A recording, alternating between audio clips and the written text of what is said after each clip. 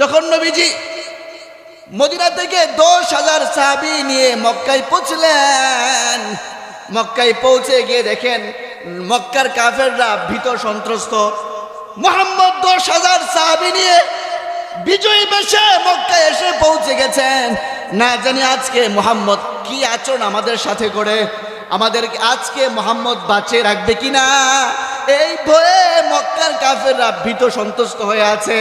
তখনই নবীজি বললেন, লা তাসরিবা আলাইকুমুল ইয়াউম, হে মক্কার কাফেররা, আমার মাথায় ভাসে তোমরা যে আমার সাথে যে খারাপ আচরণ করেছো, সব আচরণ আমার মাথায় ভাসমান, আমার চোখের সামনে ভাসছে। তোমরাই তো আমাকে দাওয়াতি কাজ করতে দাও নাই, দাওয়াতি কাজ করতে গিয়া তোমরা আমাকে নির্যাতন নিপীড়ন করেছো, তোমরা আমার সাহাবাদেরকে নির্যাতন নিপীড়ন করেছো, খাব্বাবকে বেলালকে এমন নির্যাতন নিপীড়ন করেছো যে নির্যাতন নিপীড়নের কারণে খাব্বাব বেলাল জীবন দুর্বিষহ হয়ে গেছে। তোমরাই তো আমাকে শিহাবে আবু তালেবে 3 বছর কারাগারে আবদ্ধ করে আমাকে গাছের পাতা খেতে বাধ্য করেছো। তোমরাই না আমাকে নির্যাতন নিপীড়ন করে আমাকে আমার মাতৃভূমি ছেড়ে দিতে বাধ্য করেছো। তোমরাই আমার উপর এত নির্যাতন এত নিপীড়ন করেছো।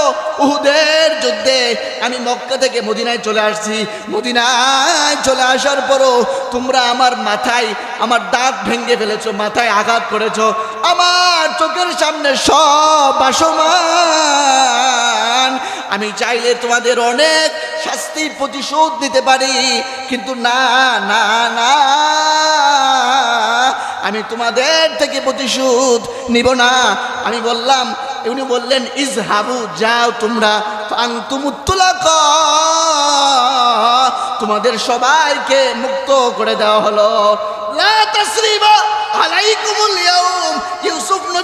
ইউসুফ নবীর ভাইরা যখন তার সামনে আসলো, ইউসুফ নবী সব কষ্ট দেখছিলেন, সব ব্যথা নবীর সামনে ভাসমান ছিল, কিন্তু ইউসুফ নবী বলেছিলেন, ভাইরা, লা তাসরিবা আলাইকুমুল ইয়াউম, তোমাদের বিরুদ্ধে আমার কোনো অভিযোগ নাই।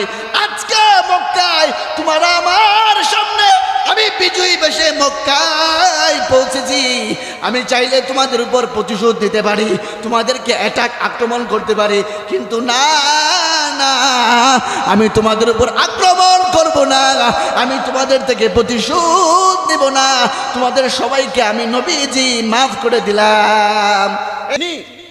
সব দুঃখ কষ্ট ভুলে গিয়ে প্রতিশোধ থাকার ক্ষমতা নেওয়া সত্ত্বেও প্রতিশোধ গ্রহণ করেন নাই, এমন নবী কি আল্লাহ মদিনায় পাঠিয়েছেন।